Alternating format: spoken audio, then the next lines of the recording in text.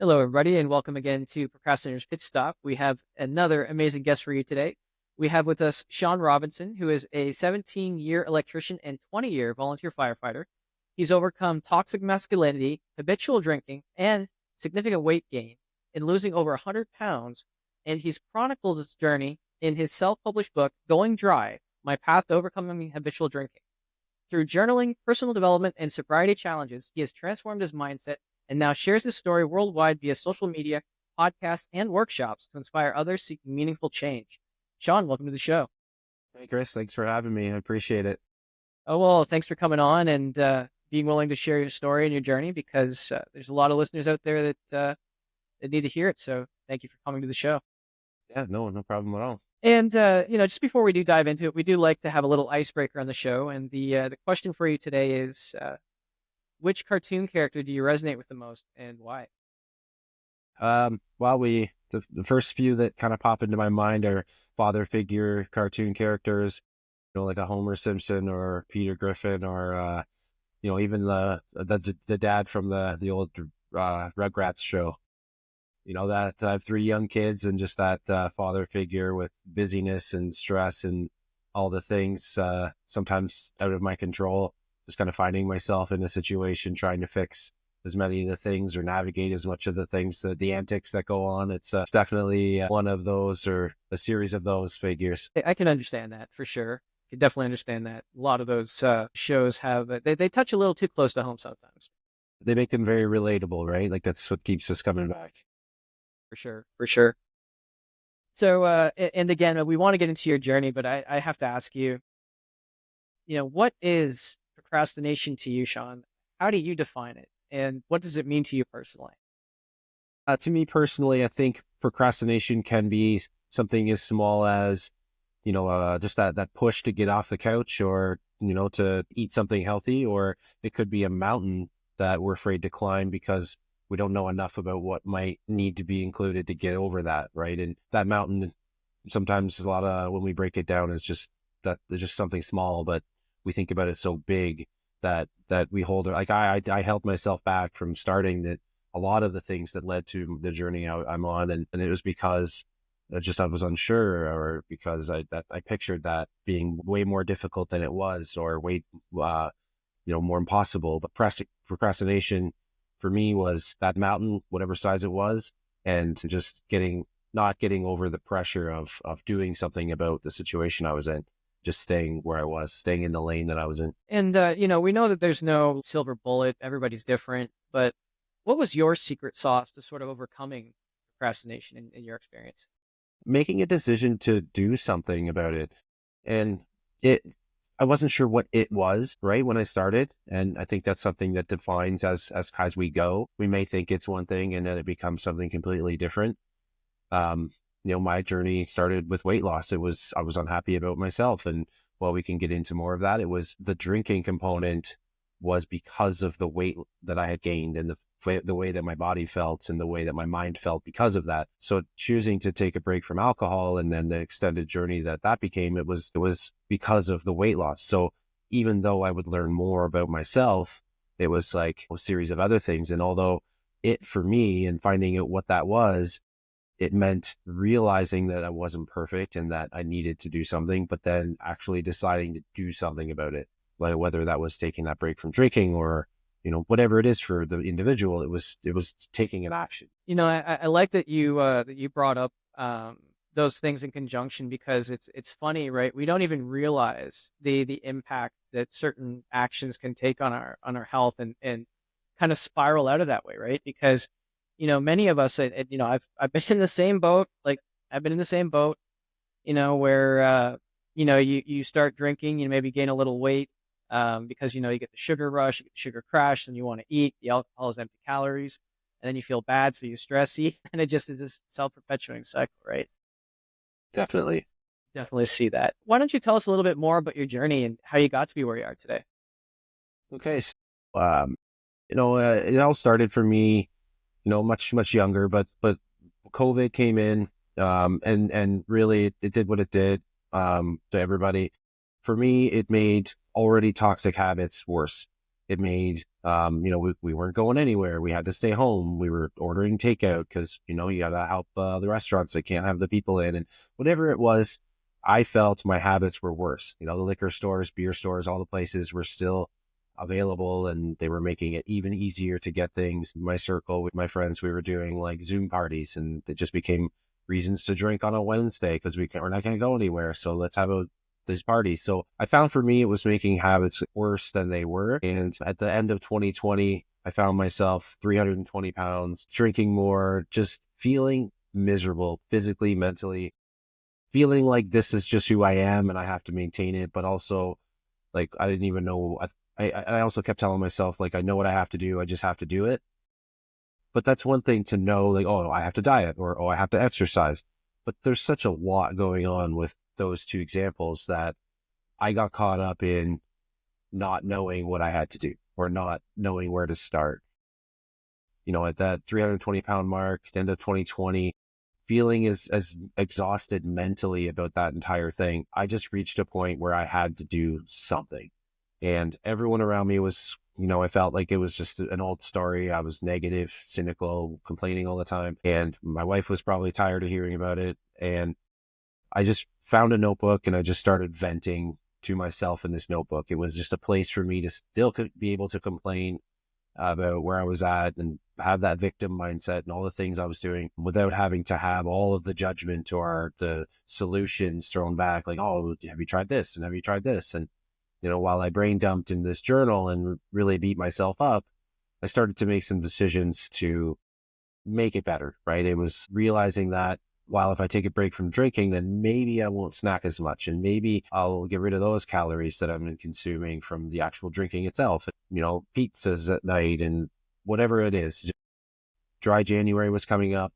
We were just getting through the holidays. I was probably feeling miserable about just where I was at with all of those. And then I'm going to commit to dry January. I'm going to take a break from drinking and I'm going to do so because then I'll start to get rid of some of this weight, start to feel better.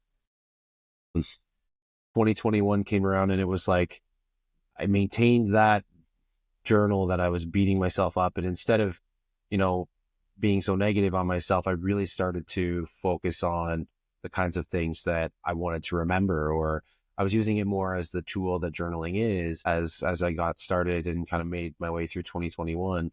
And really found the benefit of keeping track of that. Thank you for sharing that. I mean, it's quite an amazing story, and it's one that so many of us can relate to. I did want to take a short aside on that though, just because I think it's important that we address. I'm not going to call it an elephant in the room, but I am going to say something that I've heard recently that I really liked from another coach, Jenny Devoni. She added one word. How a lot of times when people are negative or they're in a dark space, it's like, oh, just get over it. You're able to do it. Or they say, well, if you really wanted to change, you would. Well, there's one word you need to add in there. If you really want to change, you would if you could. And, sometimes we just get into those mindsets where it's just we can't. And well, people as well meaning as they want to be, it's just they don't seem to understand that you're just not capable at that particular point in time. Yeah, I would agree with that. I found even in other times in my life where I just got into a groove, positive or negative, but we'll say for this example, where I started, I was in that negative space. And while, I want to do something about it, it's just, I was caught in that like everyday routine of this is just the things I'm going to do today. And this is the diet I'm going to maintain. And this is the personal wellness and all of those things I'm going to maintain. And, we get in that habit structure and it takes you have to break that on purpose. And I wasn't in the mindset to do that at the time because I just wasn't aware that things I was doing, like we said about, realizing later what journey I was on and the things I was doing and how they related to something else. It was like, I didn't realize how related the drinking component and the diet that I was having, what related to the overarching of the weight and the general attitude. It was kind of learning those things as they went. So as I started, it was like totally to that statement, was I ready for that yet? Right? Was I prepared enough or ready to kind of go through what I needed to do to at least get my mind around making that change. And it's true what they say, you don't know what you don't know. And while it's obvious to everyone else, you just don't know. I mean, we've all been there as well. What do you think was the biggest challenge you had in that whole ordeal? Was it the fact that you didn't know right away, or was it something else? I think the biggest challenge, although I didn't know right away, was my identity that I thought I had at the time, or the identity that I thought I had to maintain at the time. With 17 years, 20 years in very dominant masculine space, an upbringing, my dad being a mechanic, being the oldest of three boys, two younger brothers, and really feeling like I had to show up a certain way because of the career I had or the group I was with or whatever it was. And those people don't make those kinds of changes, or so I thought, right? It was that you don't, you're in construction, you're whatever, you don't read books for fun, or you don't, the diets and the exercises and all the things that I just thought weren't for me. Nobody told me that that was what I had to maintain. It was just how I pictured it because of the way I felt about the different circles I was in.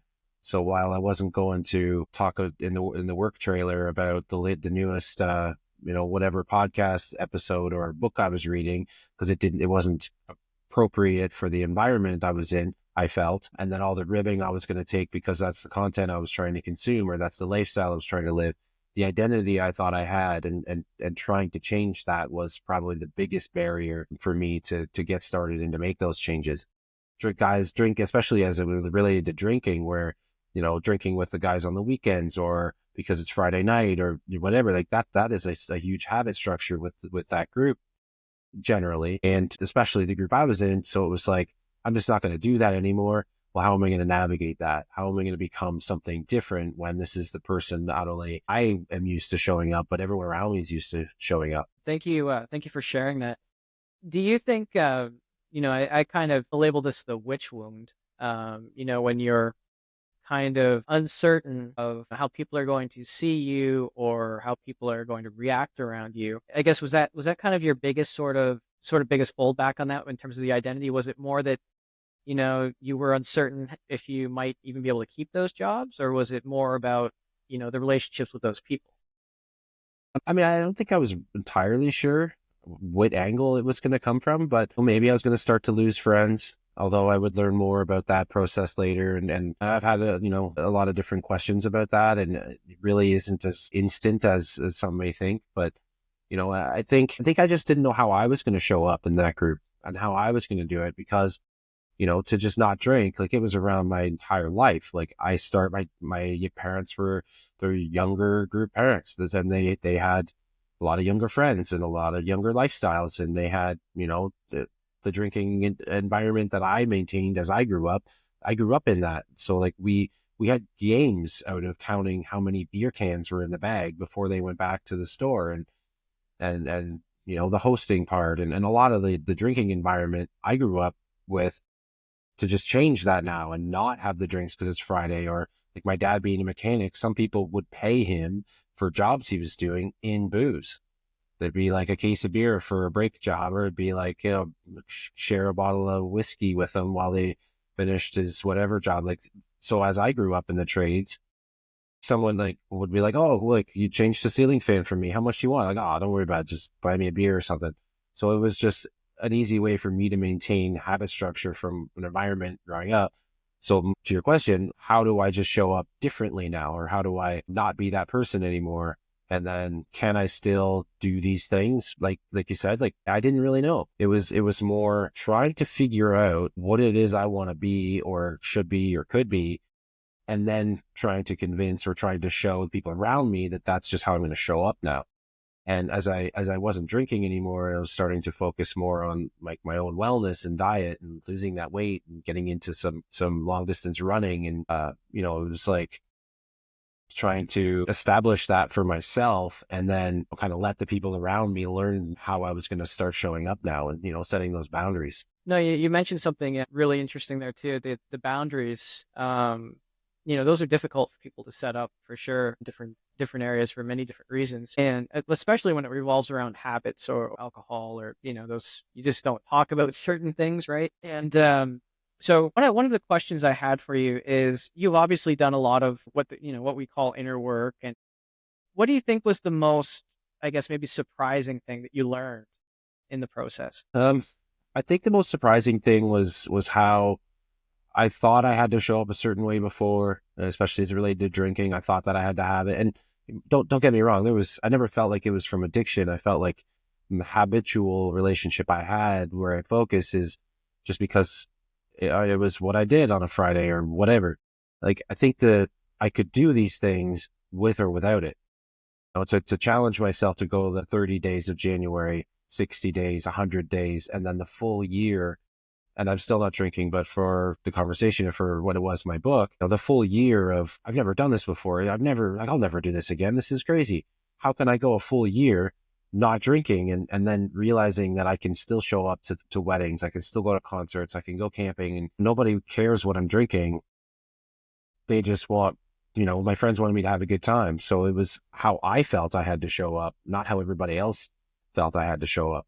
Once I set that boundary, once I learned that I could still do the things I did before and still have fun and remember them, really, like there was a lot of times I went to these things and didn't remember anything. And you spend all the money on a concert and not remember it.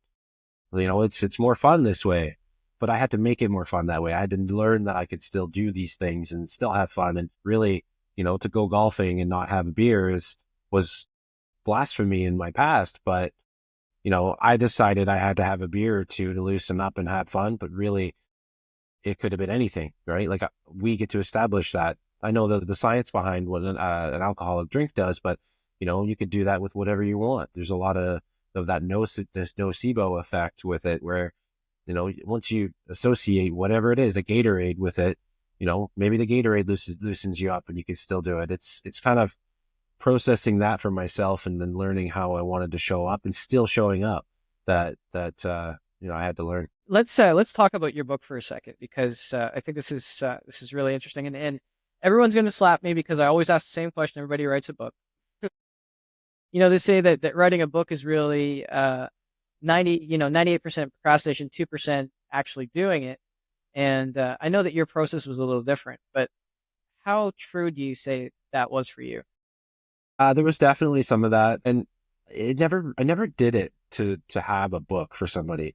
It wasn't like an experience I had that was like, oh, I'm going to go write this and make money on it. It was never for that for me because it was a journal that I kept for me, and a journal I was afraid of keeping because my buddies were going to find out and they were going to call me names. And, the circles or the people I was around, like John's journaling, like what a baby or whatever it was. Like I did it and I kept it myself. And I went from a place of that outlet to avoid the judgment I felt I was getting to the place where I could, write about a moment that I was in, an experience that I was in, or rules I placed for myself. All the things that became my book was written in a place that no one was going to find out.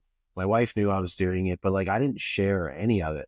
So the process of the book was like at the 9, 10, 11 month mark of what was the year I had established that I was going to do this for. And a friend of mine was like, oh, hey, how's it going? And I was like, oh, I could write a book. And it was such a general statement of there's been so many things so far this year that like I just gone through so much that I could write this book. And it was like November. I'm like, you know what? I have been writing this book. And honestly, as I opened up to reading and to podcasts and audiobooks and a lot of the content I've consumed, like this was really something that I could have used. This was something that really would have helped me in the place that I was in to know that it was possible for someone to do this. And, the process of writing that book came as I finished the year and it got to, the end of the next year. And I'm reflecting on what was that year journey and what that looked like. It was like deciding about how to go about putting that out there and then really coming to terms with, am I prepared to share this much about myself? Am I prepared to show whoever that this person that was so afraid of showing this weakness by not showing up and having drinks at a function can now bring everybody that's interested into the world and understand the kinds of things I was going through. And when a friend tells me I have to show up a certain way to their wedding because because I was in a wedding and that was part of the process for me was showing up, being there for this person, but still being there the way that I want to show up and not how they expect me. And every function was, you better show up at my wedding, you better drink at my wedding.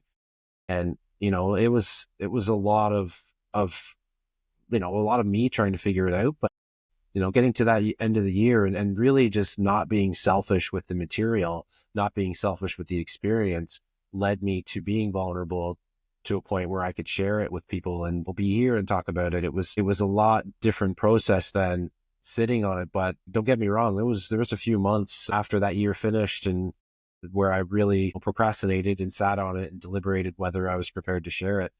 And it was really just a matter of understanding the greater good, right? Like, I know nobody's perfect. I know that we all go through a version of this. And Ed Milet, listening to his show and hearing him tell me that we're the most qualified to help who we used to be, really was a tipping point for me, because that's the person I'm talking to. That's the person that I'm reaching out to when I have these conversations, or the person I reached out to when I decided to put the book out there. And, you mentioned that, we went over the witch wound a little bit and, sort of that feeling of wondering how you're going to show up and wondering about how people are going to react to that. But let me ask you, was it your particular experience? Was it as bad? Like the reactions, were they as bad or as you expected? Or were they more, for the most part, more supportive? No, they were way more supportive. I think I didn't realize how common the situation is, and then how many people would relate to, excuse me, whether it's drinking or it's whatever else. I think a lot of the mechanism is the same. There's a thing where either doing or not doing, consuming or not consuming, and it's out of habit that we continue to do so. Whether we believe it's productive or not, how does it make us feel? What do we get from it? And are we prepared to either have or not have it, right? Like, the mechanism of whatever it is we're doing, a lot of the underlying is the same. So to get rid of that habit and all the science behind correction of habits, and that's kind of what led me to that 100-day mark, was realizing the cycles of 20, 21 days and how I could try to change a few of the things that I wasn't doing to just better myself. So it was, a matter of realizing that, and then just allowing myself to try it, that, I could find what worked and didn't work. So, it's, and, I like to think that it's true. In my experience, it was always more people were more supportive than not. I always like asking people that question though, just to confirm it. I guess, faith in humanity restored, right? Yeah, no, I had a lot of great support. People were coming out of the woodworks, and, it was from people from work where I thought, like, this was that tough masculine space, and older men, older than me, that were like, this is amazing. And I've started to do my own version of this and sharing their stories, and, the support that I got that way. And then there was, there was some other side, like, some surprising, from family members really close to me that almost gave me trouble for putting it out there. Like, there was some form of exposure I was going to have for them. Like, they weren't good enough to me in the process. And, it had nothing to do with them. It was never about anybody else that I decided to start doing this. I mean, the people around me, my wife, my kids, like, obviously there was a version of me I wanted to be better at for everyone in my life, but the decision was made. I made the decision for me and how I wanted to show up. So to get some people, family members really close to me, give me trouble for what I was putting out there without consulting them, it was difficult, for sure. Right. Well, I mean, family is difficult in just in general sometimes, right? But I'm glad that you put the book out there, as I'm sure many other people will be glad in the future as well that you put the book out there. What do you think was your proudest milestone? The milestone that you really, I guess, enjoyed the most? I think I think that my proudest milestone was getting through that first month of January. I have tried the resolution thing, and as much as it wasn't dry January in the past, it was just by the middle of the month, everybody around me was doing their thing again, right? Like, I was deciding to change on my own, but in the beginning of January, it was easier because other people were doing their own thing.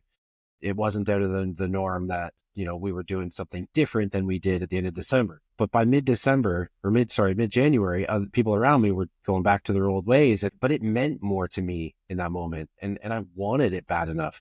So while others were doing their thing, by the second, third week of January, oh, you're still not drinking? Well, no, I committed to the month. So getting through that month was huge. And really, it was such a bigger moment than that for me, because it gave me that confidence to do it for another month, do it for another 100 days. And as I started to learn about habits and I started to do these things, like I was trying a ton of stuff. I had my calendar and I'd circle the days for drinking, but then brushing my teeth, I wasn't happy with my dental hygiene. So I'd brush my teeth twice a day, check mark in the morning, check mark at night. And I'm going to do this for 100 days. And, at one point I had check marks and squares and boxes and squiggles and all these different marks on my calendar that meant something completely different. But every one of them was I was doing for this period of time, and 100 days became the mark. So at the 100-day mark, say brushing my teeth, I stopped documenting it. I just shut it off. Not that I was doing it, but the actual documentation part of it. And then I couldn't go to bed. I couldn't leave my house in the morning, like without doing it. It just became who I was. So that first month of January being like probably my proudest moment, getting through that, as I got through that 100 days of this cycles of the things I was working on and seeing that they just became a part of who I was, or the things I wasn't doing. As I not do something, I'd mark it and then realize that it was just seeing how the system worked and I was becoming doing the things that I wanted to do. Seeing that change, and it's difficult because we'll just quit. We'll not do things. We'll stop the progress that we're working on when we don't see results. But, seeing it on the calendar and then feeling it in that moment really, made the difference. And I like that with the calendar. I don't think I could personally do that. I think that would drive me nuts. Everybody's got the system. I'm glad that system worked for you as well, and it can work for many people as well. The journaling and the writing it down and making sure that you count that and you celebrate. Actually, that's one of the most important things. Celebrate your small wins. Did you celebrate along the way, and how did you do that? I didn't. I mean, I did. I didn't know how to do that. Because as I wrote in my journal and I reflected at different moments, I started to open up, like we talked off air. Like I have a commute to work. It's about 45 minutes to an hour both ways. So I started to listen to podcast audiobooks because I wanted to make more use of that time. I wanted to use the time I was already driving to work to really give me more information. And as I was learning about, a lot of the habit structure, it came through this way. And as I started to, sorry, question was, what was your question again? So the question is, one of the things that you said you really felt good after these other accomplishments. And my question was, did you ever celebrate any of those small Yeah. wins? Cement Sorry. them in. So the celebration part, I'd learn about celebration. I'd learn about that dopamine and how that keeps us going. And when you're not doing something, like I'm not drinking, what do I celebrate? I had a hard time trying to find out how best to do that, because it's not like I'm going to go have a beer to celebrate, right? Because that's not productive. So celebration it can be anything. It can be, going out on a date with your significant other. It could be, maybe there's something you wanted to buy, a new shirt, and the celebration, the goal becomes you do the thing, you celebrate by going to buy that shirt. So for me, I had to learn about celebration. I had to learn about what it was I was doing, because a lot of the journey was around that weight loss. Going out and buying a big fancy donut wasn't really the answer I was looking for either. So the celebration thing, I absolutely did it, but I really had to learn more about the kinds of things that were going to give me that dopamine, that were going to make it feel like I was getting the reward that I had set for myself, and then the motivation to keep going. And really it has to be something small, right? It can't be that you're spending all this money on a thing to celebrate, because then what do you look for next time, right? What gives you that sense next time? If you bought a car this time to celebrate, well, you don't have the same feeling. Whereas like if we do this smaller and it becomes, maybe it is that donut, maybe we just celebrate by, when I lost this 20, 30 pounds, and while I'm committed to that, this donut is like something I haven't been having, right? So it's a cheaper item, sense of celebration. And that was what I had to learn about myself and instill to get that feeling. No, I like that you bring that up, and I mean, you really did have the double whammy, right? I mean, you had this habitual, these habitual activities, right? And it's like, well, that is what I used to do when I celebrated. You had to find other things, right? And it is difficult. Would you mind sharing maybe one small thing that you did do that wasn't related to that? Because I'm sure other people are out there racking their brains too, like, okay, well, okay, maybe I don't want to do the donut, or I don't want to do the drink. So what works for you? I started to get outside a lot more, and for me, a celebration was maybe was going for that walk, and getting outside, listening to music. There's maybe some songs that I wanted to listen to, and I, for whatever reason, didn't have the time, and it was okay. I get through these few days, and I'm just going to go for a good long walk on Saturday because it's not something I feel I've had the time to do, or I haven't made the time to do. So a celebration for me, not to stress about the hour walk, but it was like, I'm just going to go for that walk. I'm just going to go for a walk and listen to some music. So that became something that was in my calendar or in my schedule because it was something that I was doing as a celebration for the thing that I was working on. So it was free, right? I didn't have to pay anything for it. It wasn't, contrary to either of the goals that I was working on by say, being alcohol or being something that wasn't good for me. So that was an idea. As far as buying something, I have used the shirt example or, something to go with that long commute. Like maybe I was going out to get some sunglasses, or maybe I was just getting another audiobook or something that maybe wasn't wanting to spend the money on now, or I wanted to use that. I'm going to go and get this thing because I really don't want to waste the money on it, but this will working towards this thing, going out and buying or whatever, like it just has to make sense. Because if I said a car earlier, if it's such a huge thing, what's the result of that? How do we feel about that? Like, does it become buyer's remorse, or do you end up feeling worse because of a celebration thing you did? It doesn't have to be a big thing, but it should be something that makes you feel like you've reached a milestone, or that you've done this reward, and then something that's not going to affect you negatively later. And for a bit, it was a walk for me. It was a walk in music instead of a walk or whatever. I was listening to books and stuff. Okay. No, I like that one. Walking is definitely good, and it kills two birds with one stone because you're exercising, which helps with your goal, and you're also getting that dopamine hit. So I really like that one. So what is next for you, Sean? I mean, you're sharing your story, and really appreciate you taking the time to do that for people. What is next for you? What's the big vision? We're never done. It's never finished. I think a lot of the time I struggled with goals and completing versions of this in the past was because I felt like there was an end point, and then an end point might be reach that goal of that weight loss or whatever that is. Like there's goals, but I had to learn that in order to continue to do and be a certain way, it just had to become part of who I was. It wasn't like taking a magic pill and then, being done the pill and then everything being cool again. That's just who you are. Like there's a process to it. And, as far as the mindset of change goes, I had to realize that in order to have sustainable change, I just had to be that person or do the things that make me that person. And, for me, it's continuing that. It's continuing on this path by paying attention to the things I'm eating and not eating. And it's not to say I can never have a piece of cake, because there's definitely part of the process is learning how to do that without having the entire cake, right? It's getting around that. So for me, it's continuing to kind of monitor how it's going, to continue to show up and to continue to test myself. I started to do long distance running, and I've done a couple of half marathons. I'm not that far under the 3 hour mark, but I've finished a few. I think 4 of them now. And, I want to get better. I want to, set a new time for me. And because I've done one, I know how to do one. I've known what my body's going to do at the certain moments. And, I want to try and beat some of those times. So that's going to take a bit of training, right? To get my body more used to that. And, so I'm working on that.